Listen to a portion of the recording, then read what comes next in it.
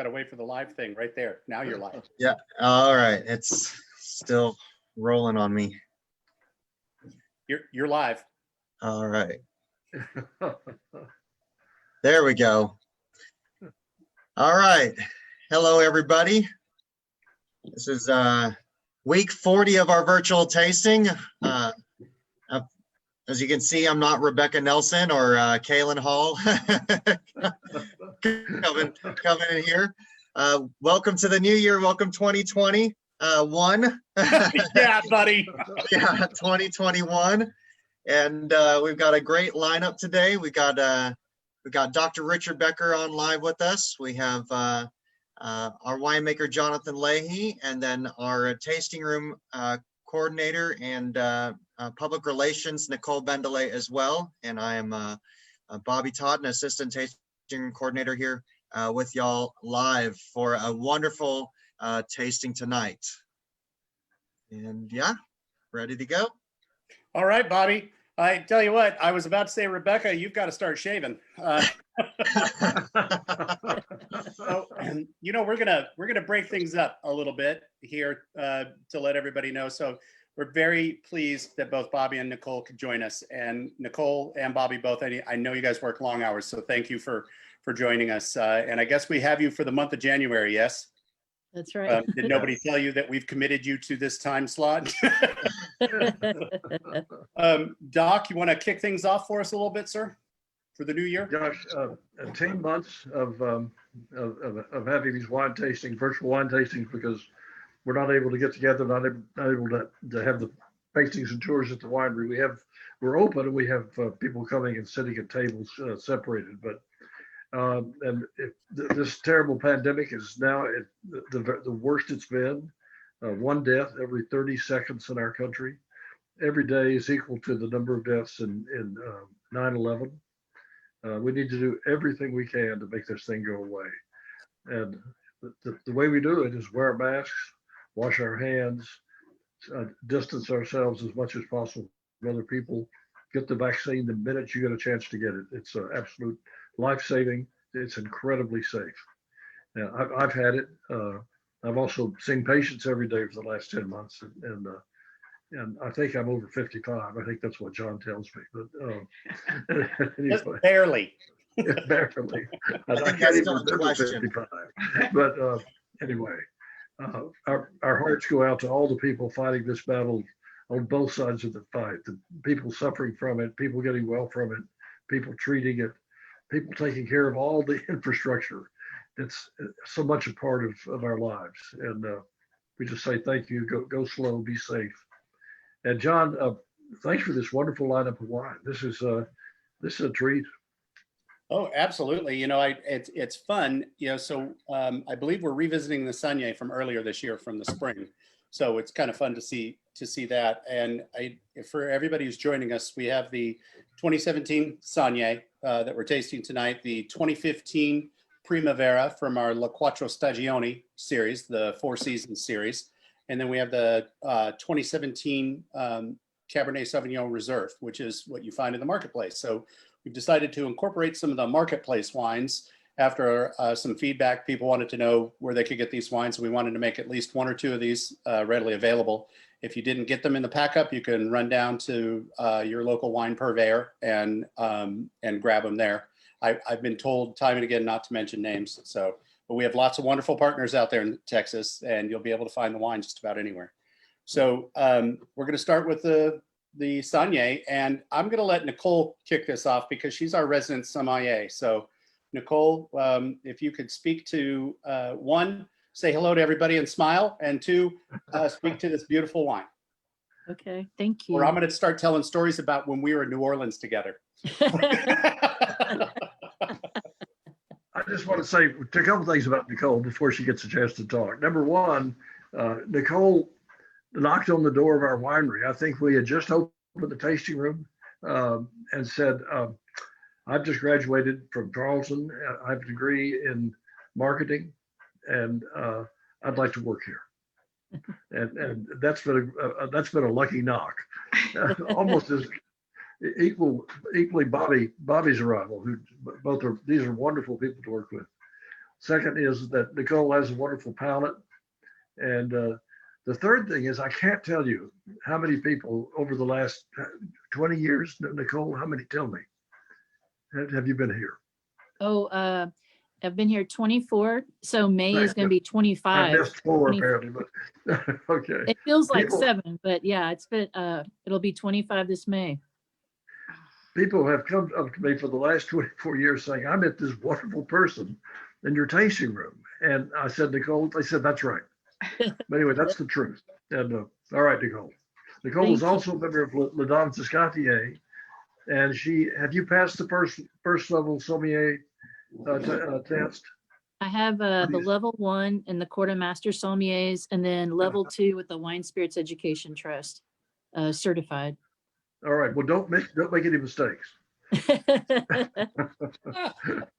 Well, as they mentioned, this is our Saigne, and what's kind of fun about it is the term is meaning the bleeding off, where you're taking some of the juice immediately once you're pressing, and everything that we make is dry. Any type of rosés at Becker Vineyards is dry.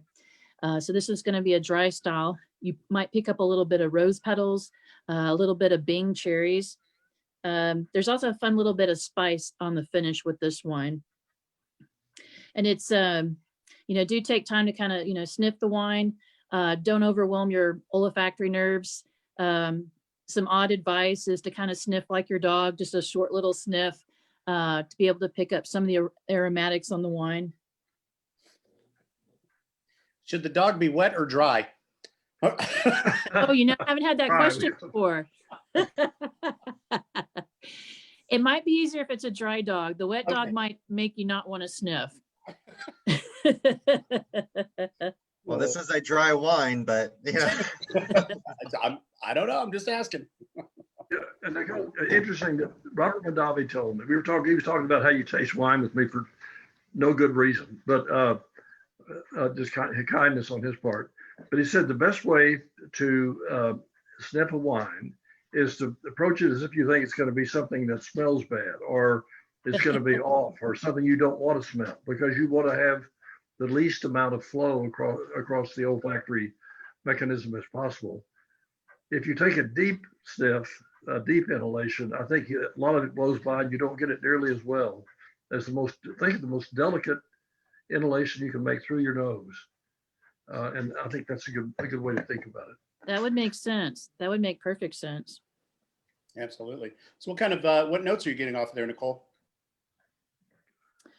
Let's Holly. see. So as far as on the palate, I think on the palate, I'm picking up a little bit different things, maybe like violets, maybe a little more strawberries.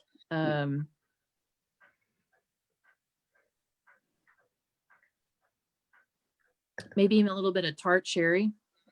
Yeah. Even maybe a little bit of stone fruit, like I'm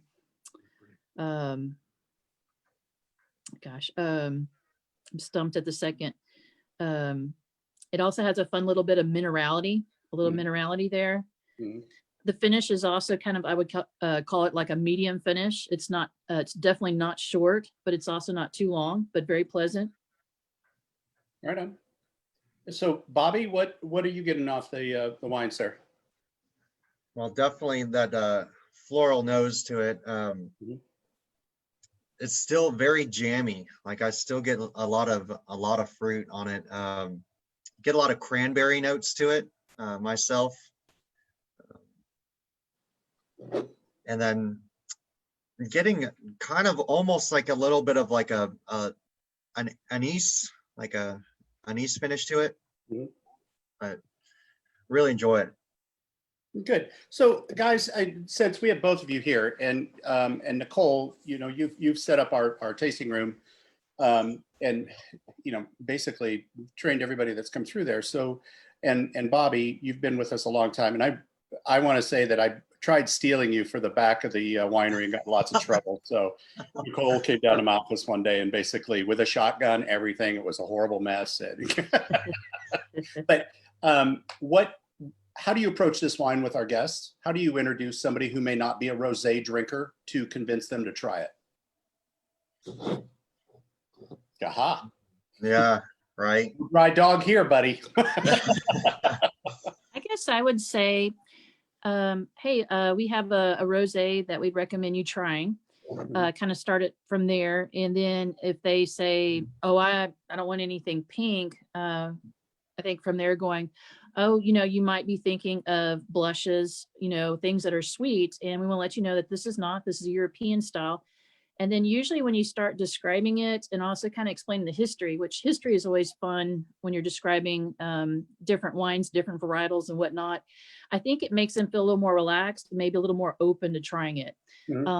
Make it where doesn't feel like they're under pressure or anything like that. Oh, so we don't bend customers' arms anymore? That's what I was doing wrong. Not since we went to reservations. Yeah, right. So, Doc, what do you get off the nose, sir? And I think everything that Bobby and Nichole said, I agree with all the fruit and so forth. But in this wine and all the wines tonight, there's what Jon does like nobody else almost, and that is tremendous fruit capture. Yes. And if you go from tasting room to tasting room in any region, in California, Napa, anywhere, most of the winemakers don't get the fruit into the bottle, and the way Jon does. You're going to see that in all three of these wines. And we talk about it a lot, but the truth is it's rare. And so this is dry wine. I think no residual sugar, but it has a tremendous, almost like the old-fashioned hard candy. You remember something before candy got fancy in West Texas, and they were just little hard candies to suck on. That's what this reminds me of. But it's not sugar; it's fruit. It's amazing.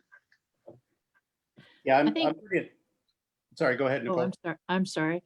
The stone fruit, I was trying to think of plum, like a Santa Rosa plum is what this reminds me. It still also has a little bit of the tannins from the skin as well.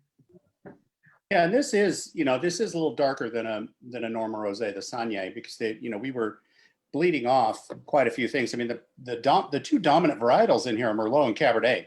That accounts for 40% of the blend between those two, and then there are 12 or 13 other varietals in there.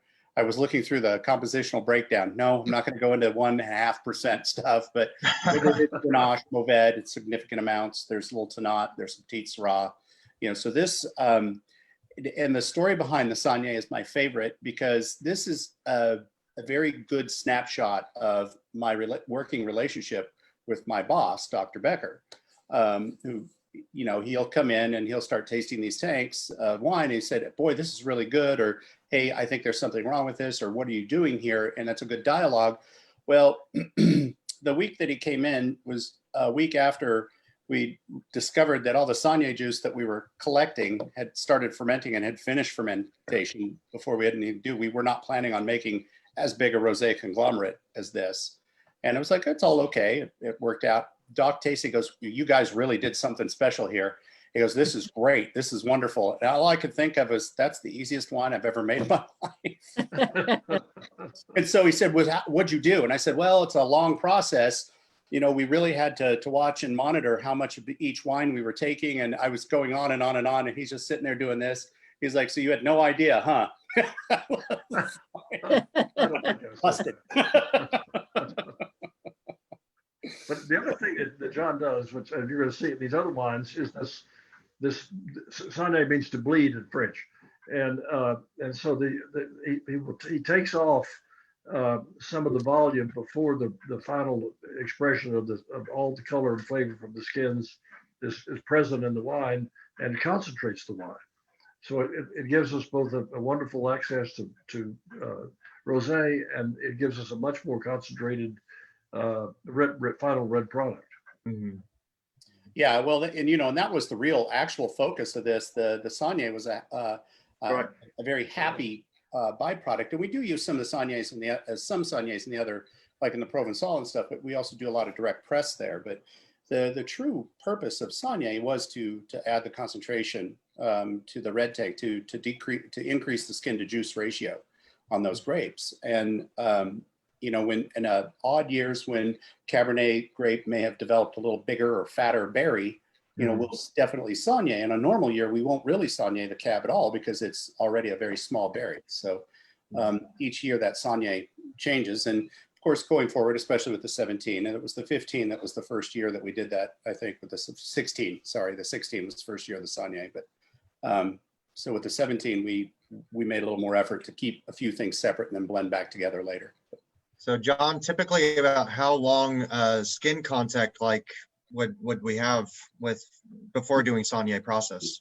Right. Normally less than 12 hours. You know, if you consider that some of those grapes are being picked in the high plains, loaded into a reefer truck, and then shipped down to us that night, you know, we are crushing that fruit within 5 to 6 hours of harvest, and then we're taking the juice off immediately. On occasion, though, I will go back, especially with the 24-hour numbers on the tanks, you know, 24 hours after crush, and I'll make a decision to pull further amounts of Saigne off. So some of those have, that's where this got a little more red color. It's more of a rosso, you know, than a salmon. But that's because some of that juice came off 24 hours later. So we took a little color, and I have to balance how much color do I want to sacrifice versus what I'm actually still going to get out of the skin versus the sugar content in that wine, you know, types of things. So, you know, there are a lot of decisions being made there on what to do, but mostly within 5 to 10 hours of picking, we're already dejuicing. Nice. Yeah.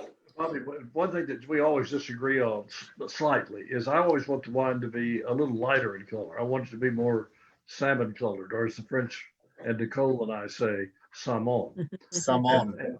And John likes it to be a little more vigorous in hue. And apparently I'm not going to win that battle. That is not try true. every year. The Grenache, the Zinfandel, the Syrah, the Cinsault, the Carignan, all of those rosés are extraordinarily light. They just haven't got blended with a little bit of cab. Oh. It's great that we have the different layers of our rosé program, you know, being the Provençal, being the Saigne, and being the Joly as well. So you can get those different, you know, expressions of rosé. Yeah, you know, making rosé is a lot of fun, but it is like white wine, a very time-consuming process. You know, red wines are also can be time-consuming depending on the varietal, but as a general rule of thumb, red wines are slightly easier to make. They hold up to and are very forgiving to not having as much attention. So, Bobby, so the best story about this is that the first rosé that John made, he made from, I've been trying forever to recreate the rosé of Bandol in the southern part of France and the Rhone Valley, which is primarily Mourvedre and Cinsault. And so we had those components. John made the wine. We sent it to the San Francisco wine competition. And I believe, Nichole, I think it was you who knocked on John's office door and put your head and said, John, did you realize you just won a double gold medal in San Francisco with your rosé? And John was very nonchalant. He said, well, yeah, it was nonchalant, like, oh. And I said to him, I said, but I thought you really wanted to know. The minute we win an award, you want to know. And he goes, okay. And I was like, okay, that was odd. So I left. And then he comes running back and he goes, can I tell Dr. Becker? Yeah, baby, we won an award. So he was just putting a poker face on for me. Well, you know, but it's funny because Brett's office is right across from me. When you came in and said that, Brett literally almost fell out of his chair. He's just looking at me like, are you okay? And I'm like, yes, thank you, Nichole. I'm shuffling paperwork and, you know, getting ready for harvest. And I'm like, okay, thanks. I'm really busy. Yeah. It was fun. The look on Nicole's face made it worth everything. That's awesome. That's great. Yeah, it was. You know, you have to take the opportunities when you get them. Right, yeah. So I'm not really, them crazy anthocyanins, just love them. Okay. Trish is back with us, and I want to say hello to all of our regulars out there too. If you guys have any questions, please feel free to ask. Otherwise, I think we're gonna, now, before we move on, Bobby and Nichole, you are aware that towards the end of this, I'm going to ask you for food pairings for each of these 3 wines. So start thinking about foods that you would want. You are absolutely forbidden to say beef tenderloin, just so you know. Okay. Any other comments from anybody about the Saigne? So with the Saigne, because it sees some skin contact, do you think it'll be able to age a little bit longer since it has a little bit of tannin structure? It has, and and thanks for bringing that up, Bobby, because we've gotten this question before in the past. Because rosés generally are meant to drink young and vibrant.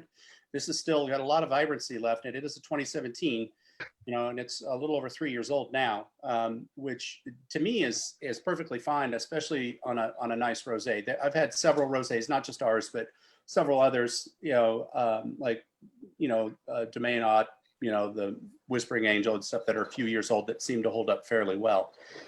Even the very light colored ones, the Salmon colored rosés, can hold up, but they are, once they go over the top, they lose their fruit rapidly. And that's the point of the rosé, is to have a little bit of fruit from that red berry, but to have a lighter wine like a white. So it's a really nice, to me, way to have a bit of a flavor of red wine during the hot summer day when you really want a red wine, but red wines can be a little heavy. Rosé fit the bill perfectly. So yes, this will last a little bit. I'm not sure how much longer. It seems to be perfectly fine right now. But with wine, you just got to keep smelling and tasting it till you think it's hit. I think it's not 2021. This is 2017. Yes. This couldn't taste more youthful. I mean, right. I think it's going to get a little bit better. I mean, I think it's there. It's certainly breaking another one of those rules. Yeah. Sorry. Yeah, well. Do you see his face just went deadpan when I said breaking rules? All righty. So if there are no other questions, which I think we'll grab the 15 Primavera. Primavera? Yeah, absolutely. This one, this is the Ready Vineyards Merlot. So for those of you joining us, so this 2015, and 5-6 years into the bottle with a Bordeaux style wine. That's still young, but just starting to hit its stride. Oh, Doc, we started with Nichole last time. What about starting with you on the nose? Well, on the nose and at palate, wonderful bright fruit. Amazingly, in addition to cherry and raspberry and strawberry, a little peach, even. Surprisingly, like a ripe red peach. I can't believe that. I'm surprised I'm finding that. And a wonderful richness on the palate. I mean, the idea with the Four Seasons was because Jon was just doing so extraordinary with the Merlot. I think no one ever made Merlot in Texas like you have, Jon. And so we thought we would have the Four Seasons, 4 expressions of Merlot. Merlot generally blended with other wines, sometimes typical wines, sometimes not. And that was the idea. But I love this. This is amazing. Hey, Nichole, Kent, and I'm going to mispronounce this name. I think it says Doobie, but that's because I'm from California. Dubbe said they wanted to say, we remember you facilitated their engagement in the cellar 6 years ago, and they're still married. So that's a good one.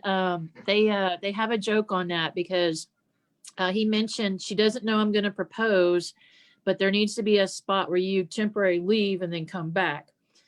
So I was into the wine tasting in the cellar, and then all of a sudden I thought, oh, what's going to be my excuse? So then I said, I'm so sorry, I forgot to bring the napkins for the cheese platter. Let me just run up and go get the napkins.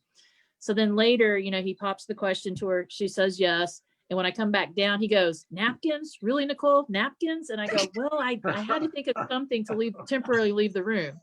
But yes, wonderful couple. I'm so glad that you're joining in with us and enjoying the wines too. Yeah, see, if it had been me, I'd have just said, okay, I got to go. He's going to ask you to marry him. I'll be right back. Now, John, is a sommelier in a winery like a Navy, like a ship captain where can you marry people if you're a sommelier? I mean, how does that? I think you can. That's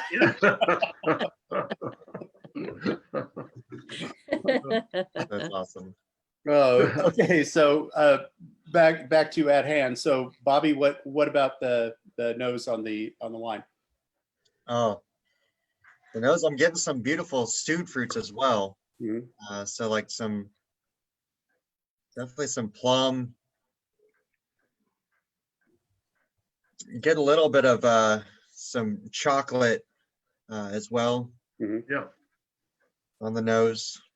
So more like, not like a milk chocolate, but almost like a dark chocolate. Yeah. Hey, Nichole, how about you?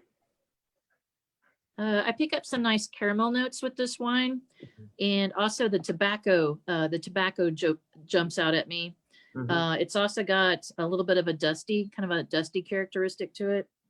Yeah, I get right Mm. in the back end a very, very faint hint of almost menthol, almost lavender. Yeah, Right Yeah. in that would agree. that edge right there. I think a little bit of marjoram as well. Mhm. Yeah. No, we had a great discussion about marjoram and making stuffing for the Becker family tradition. So, oh, right on. Palate, anybody want to go first?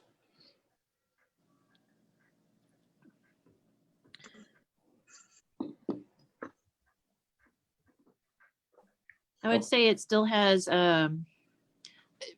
sometimes you can have aromatics and also palate be different or be the same. One of the things that would be similar would still be the tobacco notes on that.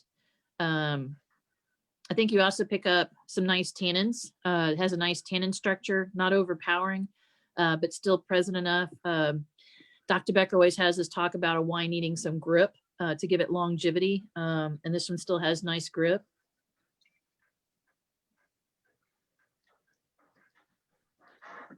Well, Angela, I'm trying to like your comment, but I'm having a lot of difficulty with my iPad tonight. Maybe I should clean off all the finger smudges. Angela just said, note to self, never ask John to help with a surprise.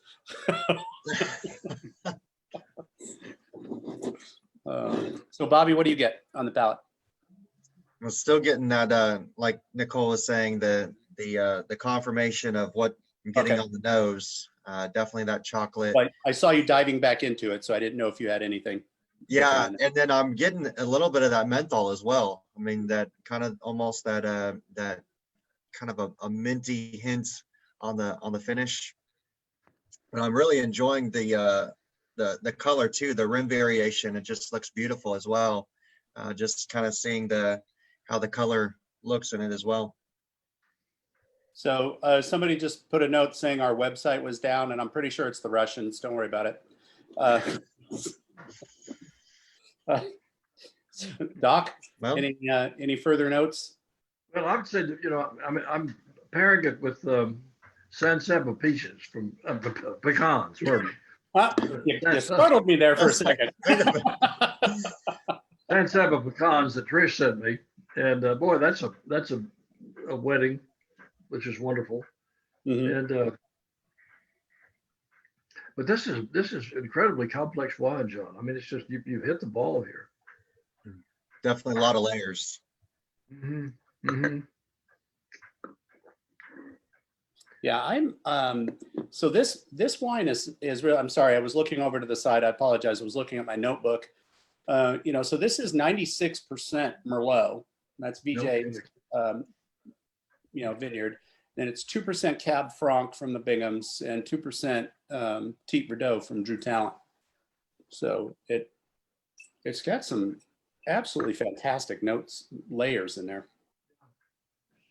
And it's funny, when I first put this in a decanter about an hour and a half ago, I was a little worried about the nose. It was a little closed. I thought, okay, it'll open up, but then, some other layers were coming out. Some of the far end of the bell pepper edge that was turning into a little too grassy, then that kind of come back. So it's opening up. It really does need to be decanted for an hour and a half before service. Yeah. John, it would be fascinating to pour this in Pomerol. against the great Merlot Cab Franc You know, overall. we might have that opportunity coming up in a few Well, I months. Doc. understand, yeah. We are supposed to be there in July, so I was looking through this last weekend too on some of the wines. We were, because we had talked about what wines to bring with us, and looking at the regions that we're going to be driving through. So, or excuse me, boating through. Yeah, that is a great wine. That is really nice. So, Nichole, I want you to tell a story of VJ Reddy, something that pops out in your mind about the Reddys. VJ Reddy. Oh boy. You can make something up. He's not on. No.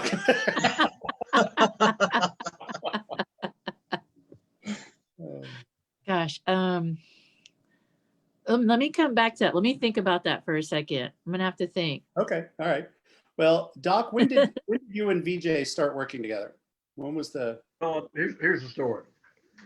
Gosh, it must have been at least 20 years ago, but that I got a call from Bobby Cox, and Bobby Cox said, "I am working with a wonderful farmer. He has a PhD in soil science, professor at Texas Tech. He's planting a vineyard, and he has picked a spot that is just the very best place to grow grapes anywhere up in this region. It's on a rise. Well, now, when these guys in West Texas talk about a rise, we drive by and it's perfectly flat to the horizon in every direction. And they say, this is a high spot right here. Oh, okay. But he has really grown some great grapes. But the first contact was a phone call from Bobby saying, he's just planting the grapes. This guy's going to be a great grower. Would you give him a contract to buy the fruit 3 years from now when it becomes available? And I said, Bobby, I will. We're going to have certain biochemical numbers that he'll have to beat with the fruit, but Bobby said that'll be no problem. And it's been a wonderful relationship to know that family, to know VJ and his wife and son and other family members. It's been a real treat. Yeah, I'm excited that his son's working with him full time now too, because then I get to ask his son for stories on VJ. So it's been real nice. I think I can think of one where when I got to talking to him at like a Twiga conference, and I said, "Oh, I heard that you grow some grapes," and he goes, "Oh yeah, just a few acres," and then you find out that it's like over 300 acres. Sure. But Yeah. he has a very he can do a good poker face. Oh yes, he can. Absolutely. I love his wife Subida. She is absolutely a fantastic individual. They used to have a restaurant too. Did they? Up in Lubbock, they used to. It was a East Indian restaurant, and I always wanted to visit it, but then they stopped doing it, so I never got to try it. But I always heard great things from different people who had stopped in, that the food was fantastic. Yeah, I love discussing food with Mrs. Reddy. She's fantastic, and I got to see some pictures. I guess it was their daughter's wedding. The layout on the food. I was jealous. I was like, makes me almost want to get married. I think I know the perfect one for you. I'll talk to Jody. Right. Okay, she's watching. She's always watching. Always watching. That's her job. Yes, exactly. As a final note before we go to the next one, dealing with the Merlot off of VJ's property and the Cab. And I mean, we do the Cab Franc, we do Merlot, we do, the Cabernet Sauvignon, Tempranillo, Sauvignon Blanc, Marsanne. There are several varietals that we get from him. But then Merlot and the Cabernet, I have always loved both of those varietals off of that property. As much as I love the other ones, these have been true gems. There are a couple of Merlots growing up in the High Plains. I'm not going to tell everybody which ones they are, but but there are as far as, because we're on Merlot, Merlot does very well up there. It does equally Bobby, well. I want to ask Bobby, if you put this in a glass for somebody and say this is 96% Merlot, the other 4% are divided between Cab Franc and Petit Verdot, all from Texas. For people that don't know this wine would have trouble believing it, I think. That's true. That's true. There's been a few people that have walked into the tasting room and they've got that misconception about Merlot when they come in, and I'm like, well, I have something for you. Let me let you try this, and it blows their mind every time. They're like, this cannot be a Merlot, and I'm like, it is. It's 96% Merlot, and they every time they're astounded by the quality and the flavor profile that comes out of this Merlot. And I think it's fun that we also had started a Reserve Merlot program. I remember when the movie Sideways came out, and there would be people coming to the winery and they would say, do you have any Pinot Noir? And I would mention, well, our climate's a little not well suited for a Pinot Noir. And then they would say, do you have Merlot? And I said, yes. And I was expecting them to not want to try it. And they said, you know what, bring it on. And then I agree with Bobby. They really liked it. And then I was tickled when we were able to do a Reserve Merlot program. And sometimes you get people that might say, well, why would you do that? But when you look at how many you've sold, you can tell that there's a healthy audience, a healthy number of people that really enjoy Merlots, and not just a Merlot, but a fabulous Merlot. Right. Yeah, it's Merlot's a lot of fun. It's John, in Sideways, of course, his treasured wine, the one he waited until the end of the movie to drink, was a Merlot. Yeah. And see, and I thought everybody in the theater got that. I was laughing, and everybody's looking at me like, why? What the hell's your problem, buddy? And I'm like, it's the drugs. You know. I do have a question for you, John, on Merlot varietals and Dr. Becker. So, we grow our own Merlot, but then also, work with the different grape growers on Merlot. How many different strains of Merlot is everybody working with, or does anybody really know? I know sometimes you're ordering from a catalog and there's a specific code number, but right, like is there a lot of diversity in the Merlot, or just a little bit? Yeah, there is actually. There's a fair amount up there. I think we've got 4 different clonal varietals that we deal with throughout the growers. But for here, really big impact is the rootstock. Okay. And that tends to make a big difference too. So that's both the clone of the Merlot and the rootstock together in the right area. And I feel very fortunate because we have growers that are broadly planted. In other words, have many varietals. Some of like we have a couple of growers that have like Merlot on 2 different rootstocks, and they have Cab on the same 2 different rootstocks in 2 different areas to see, both of them in 2 different areas. So, to see how they do. And that's really fun time because you get to really drill down and separate. And I may get a Merlot from Farmhouse Vineyards or from BJ Reddy or from Steve Newsom. And yet I can break those up into 3, 4, 5 different lots, even though they come in from the same vineyard the same night. I can further break them down by rows, or I can break them down by process. So it gives us a large palette, so to speak, no pun intended, to blend from, and 100% Merlot, but I'm blending 7 different wines from 3 different vineyards that are all Merlot, just produced differently, different strains, different clone varietals. So yeah, it's a lot to play with. And it's a lot of fun. And hence by the end of harvest, why I sound like a lunatic. So I think, so much Merlot, so little time, huh? Well, I'm telling you, if this fellow right here had consumed more red wine, he wouldn't have nearly the buildup in there. I'm just, I think that they could have done a lot. So Angela, since you're a vegan, this guy was a vegan too, but I bet he has worse teeth than you. So, well, let's move on to the 17 Cab, the Cab Reserve. Bobby, have we started with you yet? I don't think we started with you yet, have we? Or did we? Was that with the Saigne? Okay. So I guess it's Doc we need to start. No, we'll go back to Nichole, I guess. We'll start back with Nichole. So Nichole, you're going to be up first on palate and descriptors. Okay. I guess the first thing that hits me on this one is, as far as aromatics, a lot of cocoa, and then also dried raspberries.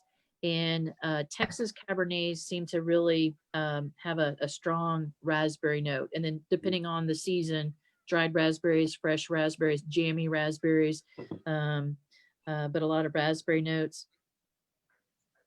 And then I think I pick up a little mint, a little bit of mint on the finish. Very subtle, not it's not the first thing that you pick up, but more a more subtle note towards the end. Is it okay? I'm going to interject here because this wine's been decanted almost 2 hours now, and I just picked up the glass. And at first, I thought, is that TCA? And it wasn't, you know, because I did a deeper sniff. It's extreme violets, like wood violets. Just I would agree with that. I agree. Yeah, it's been very interesting. Yeah. It's so perfumed right now. It's almost like someone just went out and started picking them. That Yeah, kind of- it smells like somebody put liquid perfume in here. It's just wonderful. Doc, what do you anything to add to the nose? Well, you know, I think it's young, it's still, and but it does have an incredible, delicate aromatic and flavor. Is this remind you of cab from another part of the world? I mean, because nothing comes to mind. Not California, not France, certainly not Australia.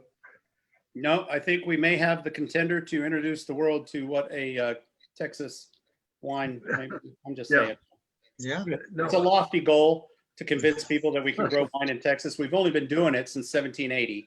So we're young. So give us a break. You know, it also has some nice humus notes to it too. Kind of a nice richness, but not being quite so barnyard is how some people might describe. Not barnyard, no. No barnyard, no. But just more on the earthy side. Yeah, you know, and it's interesting. There was a lot of tobacco in the Merlot. Yeah. And what I'm getting here is much more earth, almost mushroom-like, but I would have to go with that coffee and or cocoa edge, the chocolate coffee edge, the deeper notes there, not tobacco. It's a whole, you know, and it's almost cedar on that edge. You know, that violet turns into a lighter cedar note. What's the blend, John? It's let me open the magic book. So I keep these in a fireproof safe. So Doc's laughing in the background. It's under his pillow at his house. Yeah, right. No, it's on the kitchen table. I couldn't find it. This is 76% Cabernet, 11% Merlot, 5% Cab Franc, 4% Petit Verdot, and 4% Tannat. I'm not joking about it either. Yes. I love that. So, and if my math works, that's 100%. So, yeah. So it is just pushing the envelope of Cabernet. But there's this is the Cabernet Reserve that we put out for general distribution.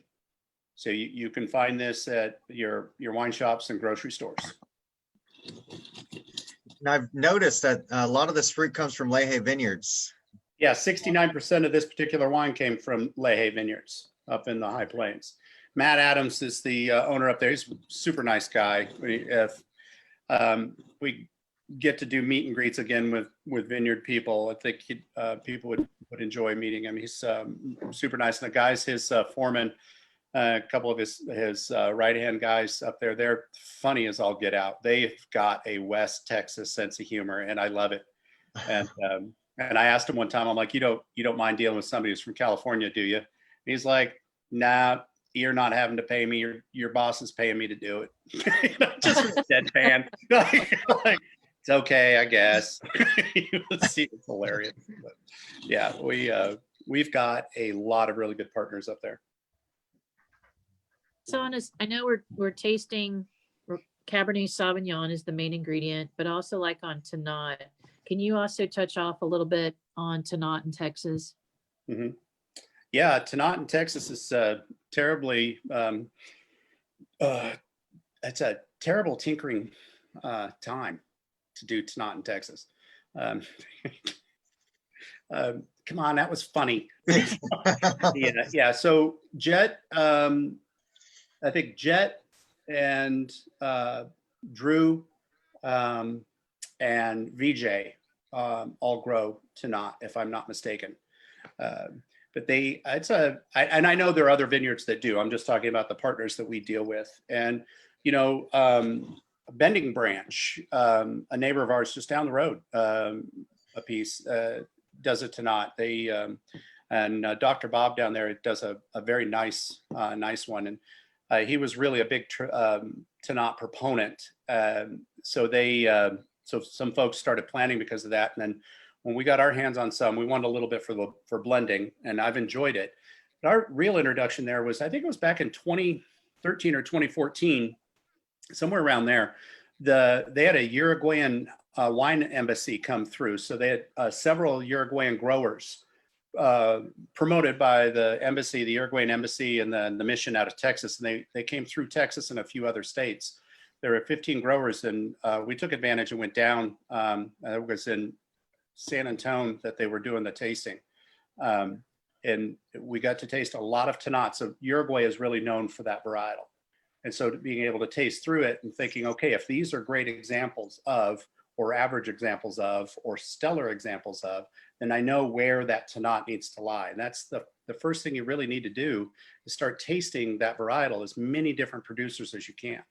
And it really is a tannic monster. But it has one of, I think, the most interesting noses in Tannat when it's fermenting, or when it's first dried. It smells like the taste of Lipton instant iced tea. And if you've never had that experience, you have to. Wow. But that tannic edge is just wonderful. Also, because most of the Tannats I've come across, that's one of the distinctive things, is it's very tannic. Yes. Grabs you. But what makes what is it that we're doing differently, where it's you still have the tannins, but you also pick up a little more fruit? I'm not used to not having as much fruit as the ones that we have here. Well, I think the first thing you need to do is employ an extreme genius winemaker. No. I think what he's trying to say is he's not afraid to tackle Tannat. Tannat today or tomorrow. I'm kind of liking the exasperated look on Dr. Becker's face. I'm thinking about the modest genius who comes to mind. The modest genius. I think, Nichole, I had the benefit of working with some absolute stellar people who, one of the things that really was imbued, and there were many different schools of winemaking within Northern California, and none of them right or wrong necessarily. They were just different ideas that they explored and expanded upon. One of those things that I really, really liked was the simple genius behind the idea of keeping a varietal correct, and each varietal has certain characteristics that no matter where you grow it in the world, you will recognize it as that varietal. And that's the challenge. And there are many different tools and many different techniques that you learn along the way about doing them. And every year of making wine is trial by fire. It's as scary as your first year, and as relaxing as your 20th year of doing the same task. I mean, it's got both elements, but for 24 years we've been making wine, and I don't think there's a harvest that's come by that I don't really just start having butterflies in my stomach in July, beginning of July. Jody will tell you, she can tell harvest season's coming by because I start getting a little manic about things, especially when I see color starting to form in grapes. That's when I panic about, I'm not ready, we are, but you always have that. But the thing about it is just take a deep breath, slow down, and that grape's going to tell you what it needs. Taste the grape, look at the grape, look how it's cultured, talk to the grower, the farmer. If you're not the farmer, you need to be out there frequently. Best fertilizer in the world for a vineyard are the footsteps of the grower and the winemaker. Period. End of statement. You got to keep eyes on everything. You'll know. John, this reminds me very much of medicine. So medicine is art and science, very much like winemaking. And I'll never forget when I finished my internship at Boston City Hospital. I thought, well, it'll never be this hard again.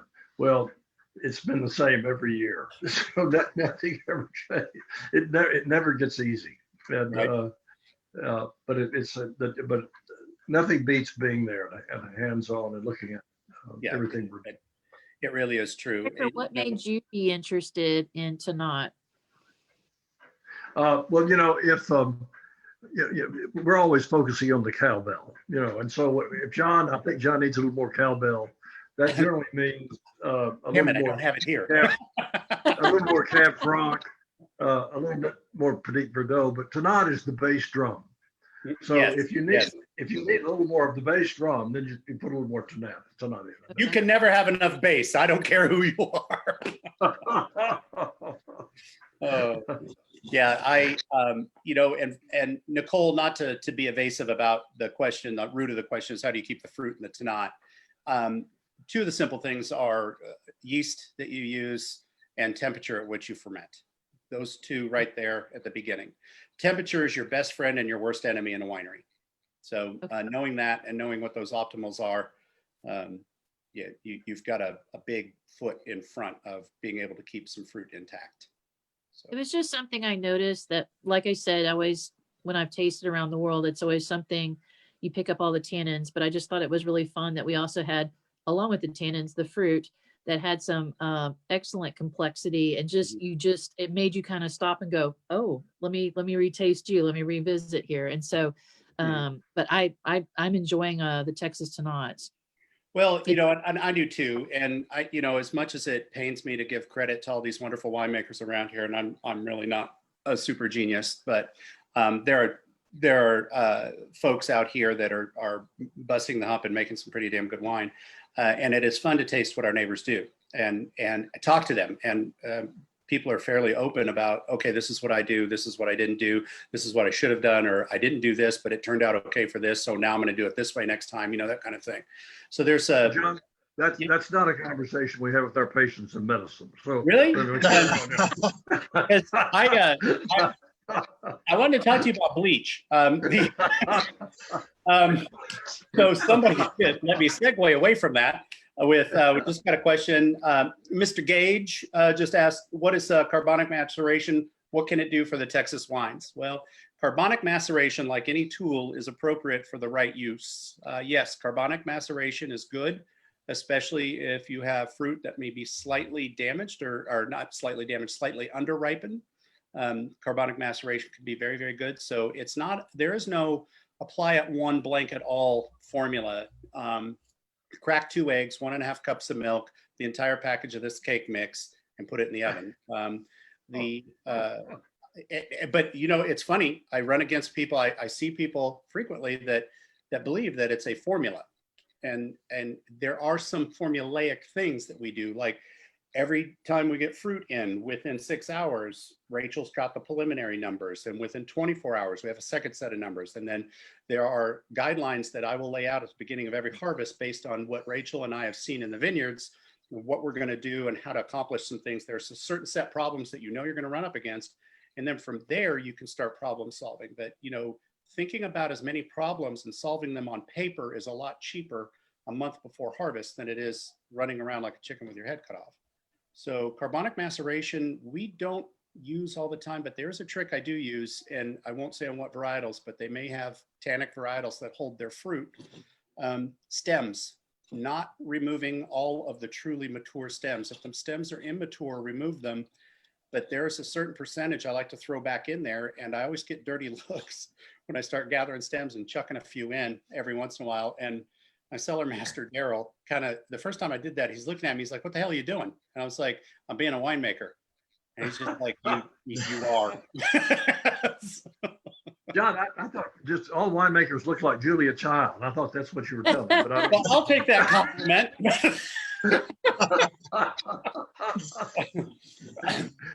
So when you ask John if he cooks with wine, he says, yes, I always cook with wine. Sometimes I even add it to the food. I mean, so Across the Never board. put wine in the food that you're not willing to drink. That's all I'm saying. Yes. Okay. Do you have whole clusters in the fermentation? Yes, we do use whole cluster fermentation sometimes. Sometimes we don't. It again goes back to one, how did we pick the grapes? We do a lot of mechanical picking. We also do some, not a lot, but some hand picking. Now there's advantages and disadvantages to both those basic methods, but occasionally we do get some whole clusters in smaller bins and we do some of that stuff. But that again is not every year, and that depends on the varietal and what I want to do. So, whole cluster, which carbonic maceration back to not breaking the skins open before and letting the ferment break the skins open. There's also a lot to be said about breaking the skins wide open quickly, a portion of them. There's a wonderful enologist down in Tasmania in Australia, and I cannot remember her name. It's absolutely fantastic winemaker and PhD, of course, she's taught too. She developed a technique and developed a piece of equipment, inline piece of equipment that literally fine grinds, almost fine macerates about 20% of the grapes as it passes through. The rest of them go through whole. And that really offers this intense edge. And we tried that. I made a couple of years ago, I did basically a, shall we say, a garage fix variety of that piece of equipment, which required a professional submersion blender and and a long extension cord. I'm just saying, but yeah, we tried an experiment with that on a couple of bins, and it turned out fairly well. It's not something I would recommend every single time, but there's a lot of information out there about doing different things. Okay, now I have to ask, guys, I've given you plenty of time for your food picks. So I'm going to pick on Nichole first because I like putting her on the hot seat. So, I think with the rosé, it's fun for doing like sandwiches, picnics, something informal. But then I've also had it with like Texas chili, which has been kind of fun. And then I would say with the Primavera, ossobuco comes to mind. Slow cooked, with mushrooms and onions, really delicious. And then I think for the Cabernet Sauvignon, of course, there's the word I want to say because we're in Texas, but since you asked us not to say it, having like quail, roasted quail, I think would be great. But I would say all three of these wines are very flexible. And I remember when I first started working at Becker Vineyards, people had talked about, a lot of Americans would say they would have wine before they had a meal. And then I remember the Beckers saying, Dr. Becker and Bunny mentioning, but people, these are wines you can have with meals, like they do in Europe and other parts of the world. And so they're definitely all very food friendly. Okay.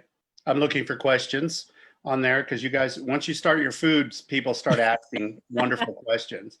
But back to me not saying anything about that. I didn't say quail. I said the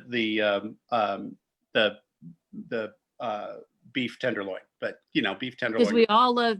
So for those of you that weren't privy to this conversation before we went live, we all love Texas tenderloin. So it's not anything. It wasn't anything negative, but Jon definitely wanted us to think a little more out of the box. Although we all love it, and all of it. Both the reds would be fabulous with the Texas tenderloin, without a doubt. Yeah. Oh, yeah, it would. Okay, Bobby, what do you got for the three wines? So with the Saigne, I was thinking like almost like a taco salad, or like something like a Chipotle. They do like a lettuce bowl or like a salad bowl. Different like black beans and maybe like a feta cheese, like kind of a nice salad. With the Primavera, I'm thinking more like a pot roast. I was definitely thinking like a nice pot roast, carrots and onions and whatnot. And then the Cab, I was thinking jalapeno poppers and fajitas. Oh, wow. I could see that. I definitely could see that. I would probably forego the jalapeno poppers and just have more fajitas. Right. Uh, okay, Doc, what do you think? Dungeness crab with rosé. Oh, Want the wow. rosé cold Mm. with that. Yeah. That would just like with this wonderful Merlot Primavera. I think maybe some barbecue. I think it would fit nicely with brisket and so forth. And with the cab, with Reserve Cab, Tom Perini's Cabernet. Yeah, no doubt. I think anything that Tom and the crew do would yeah. I don't mean Cabernet, I mean Tom's tenderloin. Yeah. Yeah. Well, now you got me thinking. Now I want some of Tom's catfish. Yeah, rosé. Yeah. Yeah. The catfish with the rosé or the Merlot, either one. Or the would be Merlot, great. either one. Oh, I didn't think about rosé with catfish. That's awesome.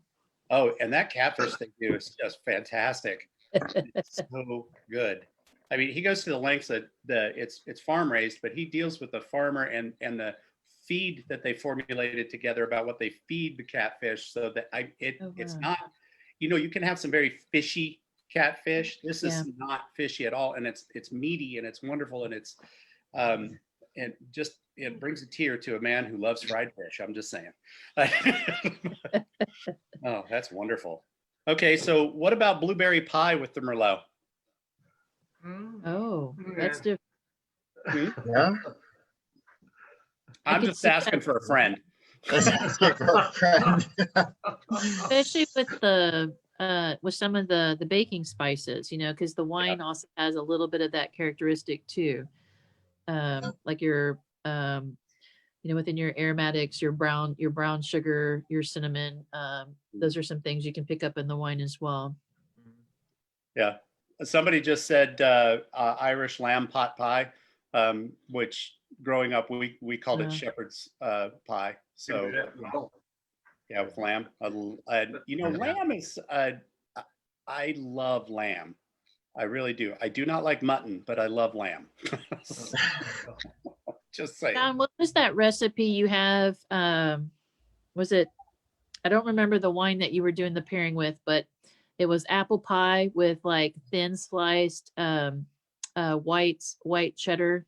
Not like a just sharp any white white cheddar. It had to be a well-aged Vermont white or New York white cheddar. And by well-aged, I mean 6+ years. So a very, very super sharp, dry aged. And you take the warm apple pie, you put a piece of cheddar either on top of it or the side. You take a little cheddar with the apple pie, eat it, and that goes well with both Merlot as well as our Petite Syrah. So, Oh wow! yeah. Oh, wow. But yeah, and that is for all you guys who are not familiar with Yankee cooking. Apple pie with cheddar cheese is definitely a New England thing. So, and I love the food zones of the United States. You can't get just such wonderful food everywhere, and everybody's got their regional specialties. And pairing your wines with those things are an absolute joy. So, you've got a favorite food, try it with a wine, and I will tell you that our Cabernet, and this Cabernet goes very well. And I think it was Gary or somebody earlier on in the thing said flourless chocolate cake or flourless chocolate torte with the Cabernet. Oh yes, that's delicious. No brainer on that one. Anything dark chocolate with Cabernet, absolutely. You can take, and that's the thing I love about pairing wines in a non-traditional manner. Take that dessert, that chocolate dessert, and don't necessarily have a sweet wine. A sweet dessert wine is fine. But try it with a dry wine. If you are an ardent dry wine drinker and you don't want sweet wine, try it with that Cabernet. There's nothing wrong with that, or that Merlot. Petite Syrah, something heavy and tannic with a lot of fat will pair together. A lot of desserts have fat in it. Think about butter, think about cream, think about those things do counteract the tannins in dry wines. And that's what pairing good beef with Cabernet is. You've got that fattiness of the beef that helps counteract the tannins of the Cabernet. And that's why they go together so well. True. Avocado is one of the best vegetable fats you can pair wine with, and tannic wine. Avocado is just absolutely fantastic. So, nice. Anyway, so any final comments? And I have to thank you, Nichole and Bobby, for joining us, and I've had a lot of fun doing this one. So Thank and you. Enjoyed it. Thank you guys. No, really appreciate y'all. Bobby, do you have the wine lineup for next week? Because I left mine at the office. and I Oh don't my remember what it goodness. is.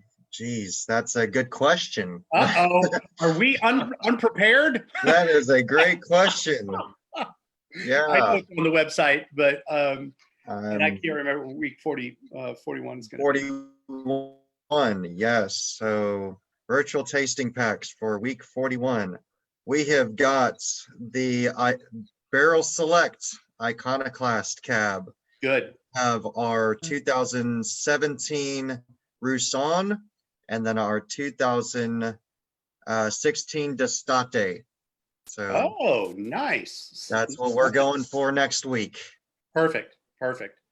Well, guys, I just want to say cheers to everyone. Thank you for joining us for another wonderful week. Happy New Year. Cheers. Happy New Year. Here's Happy New Year, looking. guys. Just remember, 2021 was the year that Mad Max was supposed to take place in. Just saying. That's true. Yep. We're way past 1985, John. So Absolutely. I'm waiting for the barnyard animals to start talking. Wait a couple weeks. Right. All right, 2021, where the year 2020 learns how to drink. So There cheers. you go. cheers, Cheers. everybody. See you next week. Thanks.